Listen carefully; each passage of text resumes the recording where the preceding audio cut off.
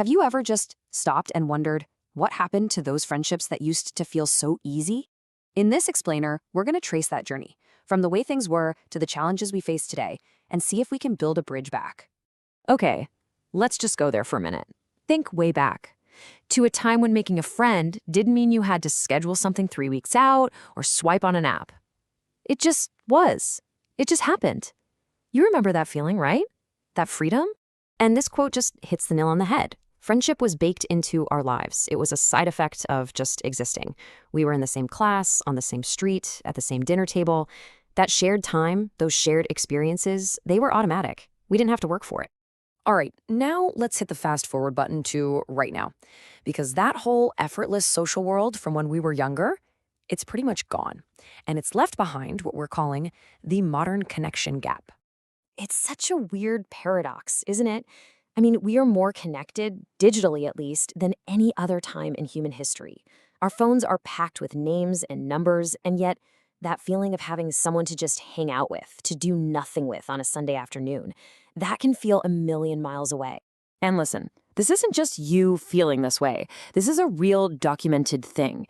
The US Surgeon General has literally called it an epidemic of loneliness. That number you see, 50%, half of adults in the US said they felt lonely, and that was before the pandemic completely rewired our social lives. This is a huge, huge problem. And this chart, wow, it just puts it all in black and white, doesn't it? You can see it right there. Starting around 2003, the time we spend with our friends just takes a nosedive. We're talking about going from over an hour a day down to about 20 minutes. It's a visual of that exact gap we all feel. So, if the old way is gone, what are we supposed to do? Well, the answer starts when we completely reframe the problem. Friendship isn't about finding a perfect match. It's about understanding the process. You know, here's the fundamental mistake that almost every social app makes. They treat friendship like a light switch. You match, you chat, and boom, you're friends.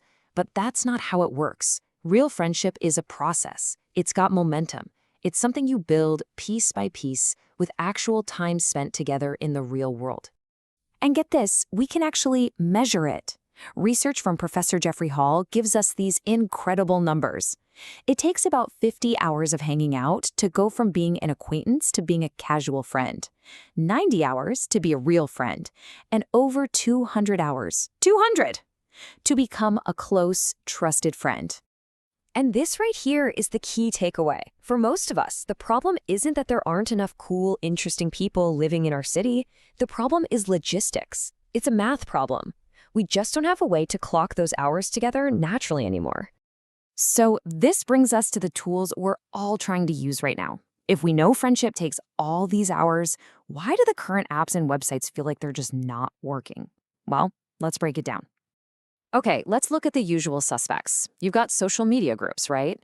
But they often feel, I don't know, kind of fake. It's a simulation of connection, not the real thing. Then you have events apps.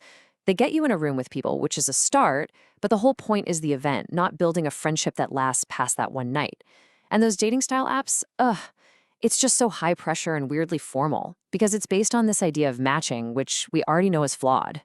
See, whether it's a big planned out event or a one-on-one match, all these platforms are designed around a single moment, a single transaction. They get you to the starting line, but they give you absolutely no map for how to actually run the race and build up those hours. This quote just says it all. The whole industry is trying to solve a process problem, how to build a friendship over time, with a state solution, a single match, a single event. And it's never gonna work. So, if the old tools are broken, how do we build a new one? How do we design something that actually understands that friendship is a journey, not a destination? That's the bridge we need to build. And this is where a completely different approach comes into play. It's called Gader, and it's built on a totally new idea. Instead of trying to force a connection, it's designed to bring back the conditions that made those free friendships happen in the first place. I know. Organizing spontaneity sounds like a total contradiction, right? But that's the magic of it. Instead of pushing you into these big, formal, high-pressure events, Gather is all about making it easy to have the small, low-stakes moments where real connection actually sparks. So here's how it actually works. Gader takes places you're probably already going, like your local park or coffee shop, and turns them into social anchors. The whole focus is on spontaneous micro events. Think a 30-minute coffee, not a 3-hour dinner. It encourages these recurring, easy meetups so you can actually start building those hours. And one of the coolest parts is that it's designed for side-by-side interaction, like taking a walk, which takes away all that face-to-face pressure and lets conversation just flow. Because at the end of the day, the path back to real connection isn't on a screen. It's not in a notification. It's found in shared moments, in person, when we're actually present with each other. So the question this whole thing leaves us with is, are we ready to be present again?